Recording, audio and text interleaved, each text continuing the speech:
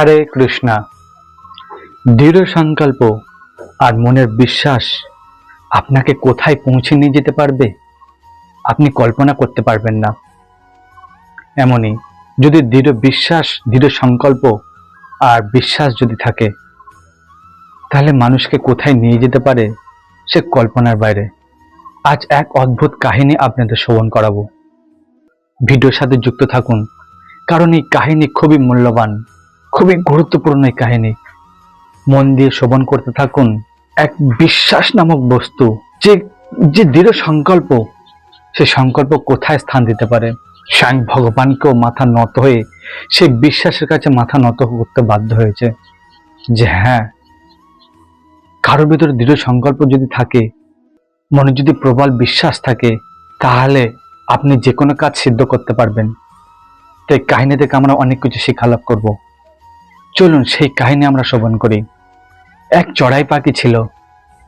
চড়াই পাখি সংসারের ছোট্ট জীব, ছোট্ট পাখি।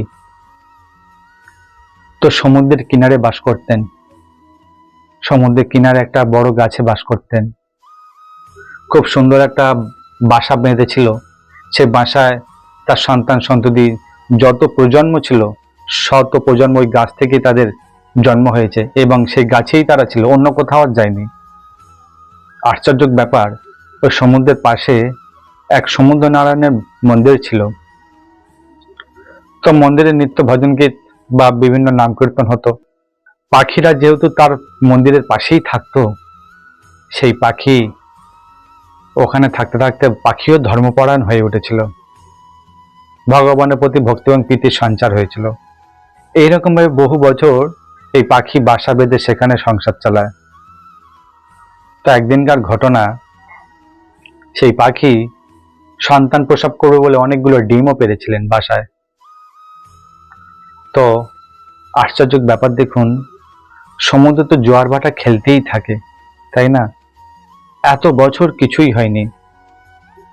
এমন একটা সময় এলো, সমুদ্রের এমন জোয়ার এলো যে উচ্চস্তর জোয়ার, উচ্চস্তর ঢেউ।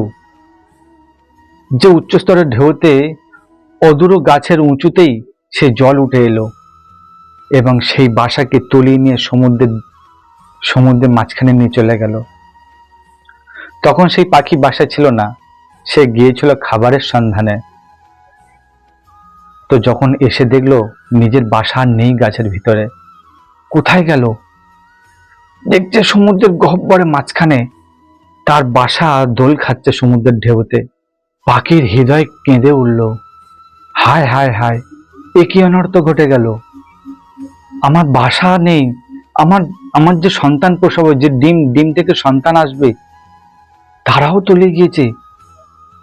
ছুটে গেলেন সমুদ্রের মাঝখানে, দেখলেন বাসা তো দোল খাচ্ছে কিন্তু ডিমগুলো ভাসছে।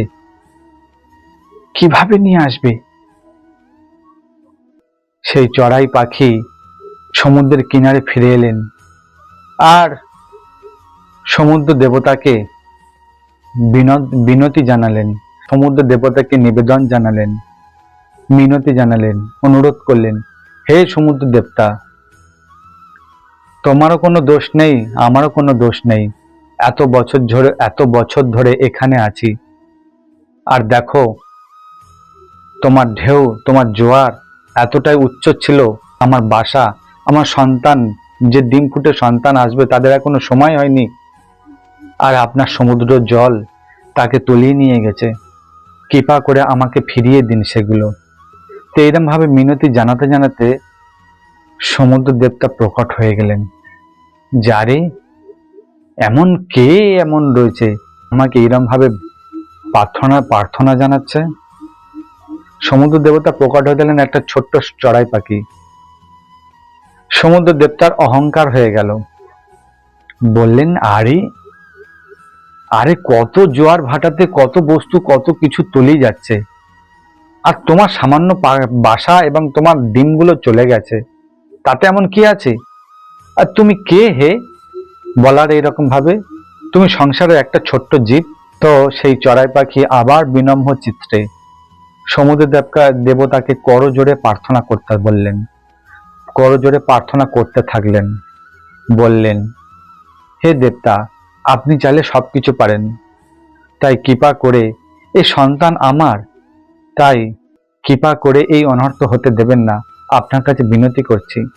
সমুদ্র দেবতা তো অহংকার বশত বলতে থাকলেন, আরে তোমার সাহস কি করায়, তোমার বিশ্বাস দেখে তো আমার তো হাসি পাচ্ছে, যে একটা সামান্য সংসারের জীব যার কোনো অস্তিত্ব নেই, আর সে আমার কাছে সেই তার ডিম এবং তার বাসা চাইছে।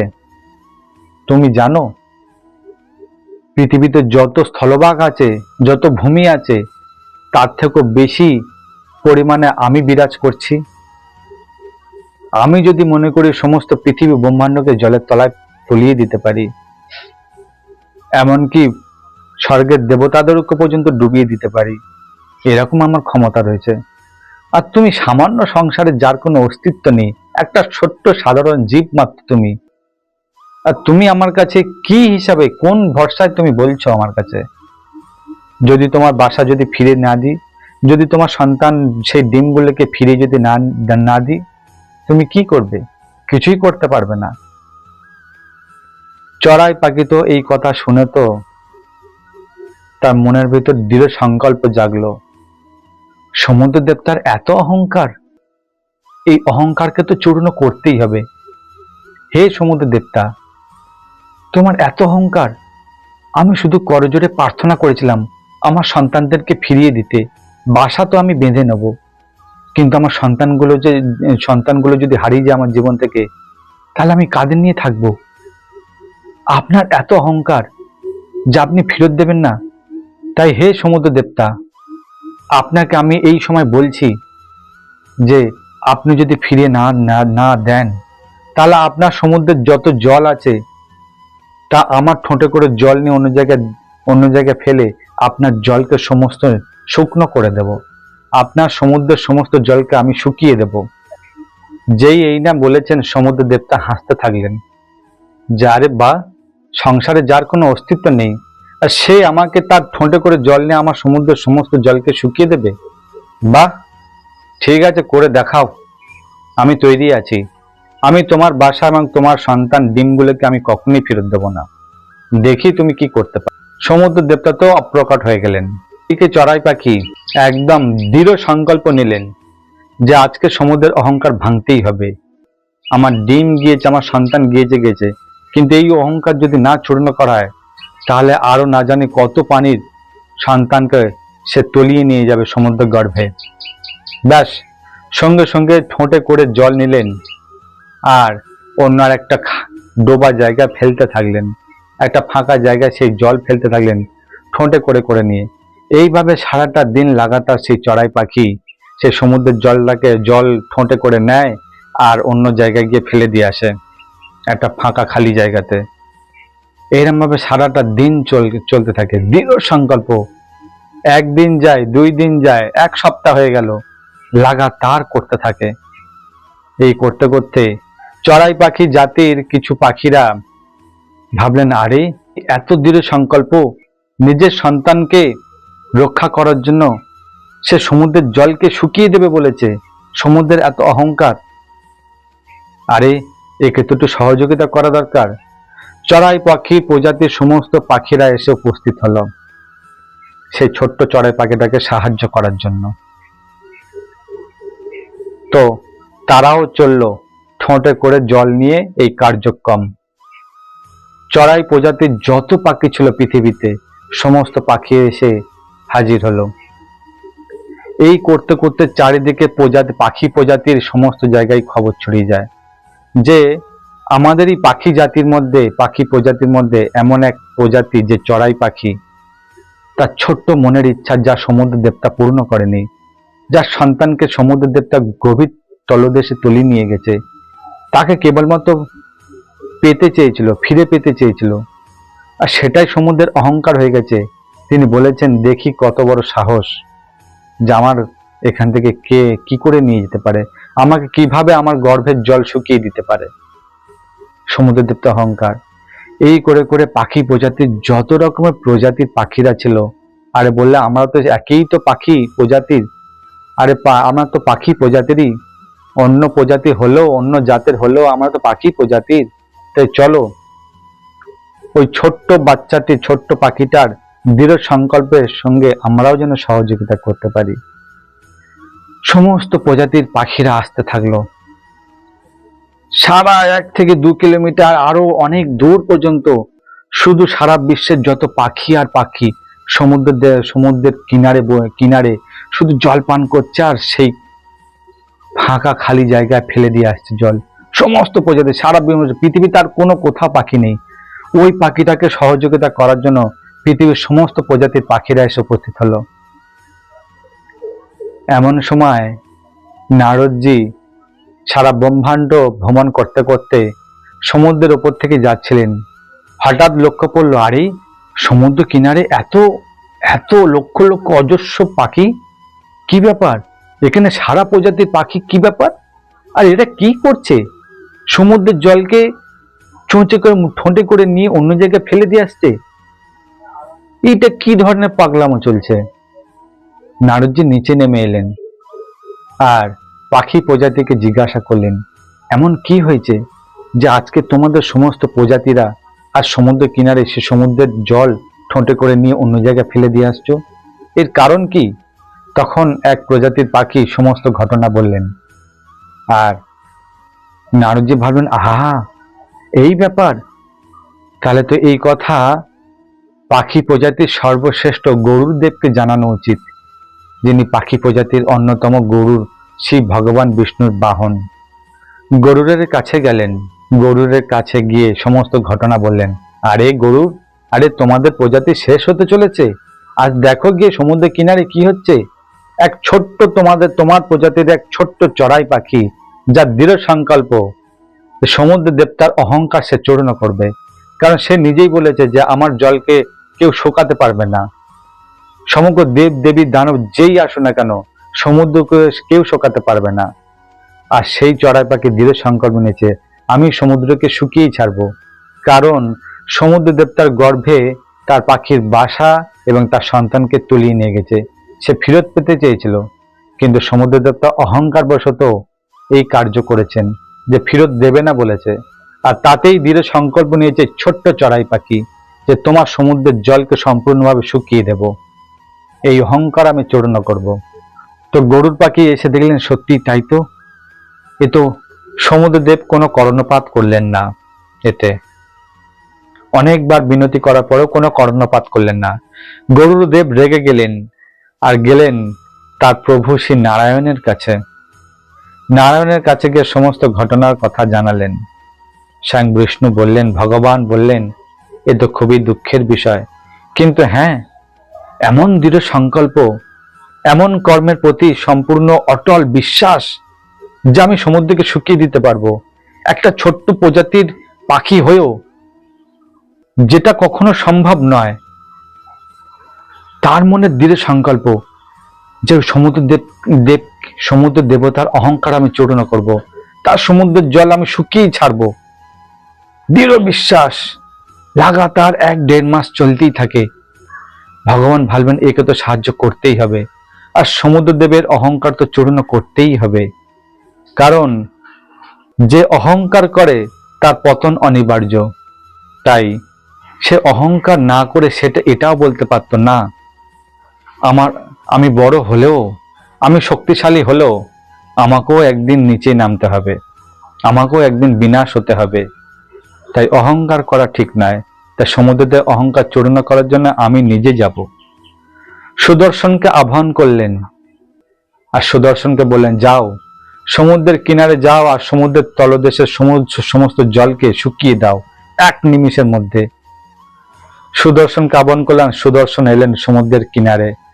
সুদর্শনের কাছে এক সূর্যের যে তেজ যে এত প্রবল হতে পারে, তা কোটি কোটি সূর্যের তেজ সুদর্শনের উপরে প্রবাহিত হলো। সুদর্শন চক্র যে ঘুরছিল, তার একটা বেগ আর কোটি কোটি সূর্যের তাপ। সেকেন্ডে সেকেন্ডে অজস্র পৃথিবীর সমুদ্রের জল উধাও হয়ে যেতে থাকছিল। তবুও সমুদ্রের দেব তিনি চুপচাপ ছিলেন, অহংকারে চুপচাপ ছিলেন, যে আমি প্রকট হব না।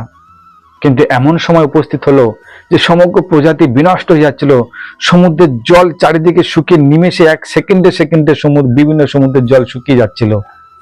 আর ওই সমুদ্রের জল যখন হাফ শেষ হয়ে গিয়েছে, ঠিক সেই সময় সমুদ্রদেব প্রকট হলেন সঙ্গে সঙ্গে, আরে আমার অস্তিত্বতে যে বিলুপ্ত হয়ে যেতে চলেছে।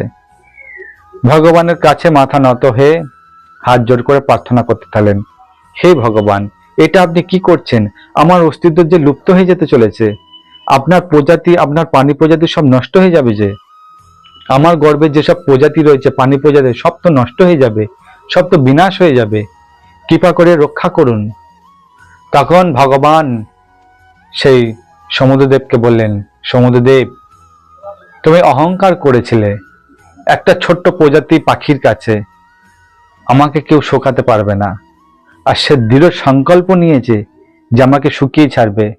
তো তাই সে আমার প্রতি পূর্ণ বিশ্বাস এবং তার কর্মের প্রতি অটল বিশ্বাস দেখে আমি নিজেই মুগ্ধ হয়েছি।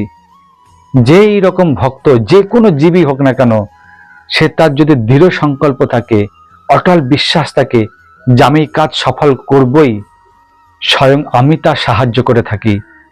তাই তুমি এই অহংকার কখনো করো না। আর ওই চড়াই পাখির যে নিবেদন, তার বাসা এবং তার ডিম সন্তানকে ফেরত দাও। সমুদ্র দেবতা বললেন, হে নারায়ণ, হে ভগবান, এটা আপনি কি বলছেন? আমার জোয়ার ভাটাতে কত বস্তু, কত কিছু চলে আসে, আমি কি সবাইকে ফেরত দিতে পারবো? ভগবান বললেন, আমি সবাইকে ফেরত দিতে বলছি না, আমি কেবল এই ছোট্ট প্রজাতির পাখির দৃঢ় সংকল্প, কর্মের প্রতি অটল বিশ্বাস দেখে আমি নিজেই মুগ্ধ হয়েছি। তাই এটাই আমার ইচ্ছা যে শুধু এর জন্যই এর বাসা এবং তার নিজের সন্তান ডিমগুলোকে ফেরত দাও। তখন সমুদ্র দেবতা তার অহংকার চূর্ণ হলো, আর সঙ্গে সঙ্গে সমুদ্র থেকে সেই চড়াই পাখির ডিম এবং বাসা স্বয়ং নিজে হাতে করে নিয়ে এসে সেই চড়াই পাখির সামনে প্রকট হলেন। বললেন, হে চড়াই পাখি, তুমি জিতে গেছো, আমি হেরে গেছি। তাই এই নাও তোমার সন্তান, এই নাও তোমার বাসা। তাই এই কাহিনী থেকে আমরা একটাই শিক্ষা লাভ করতে পারি, যে অহংকার কখনো করা উচিত নয়।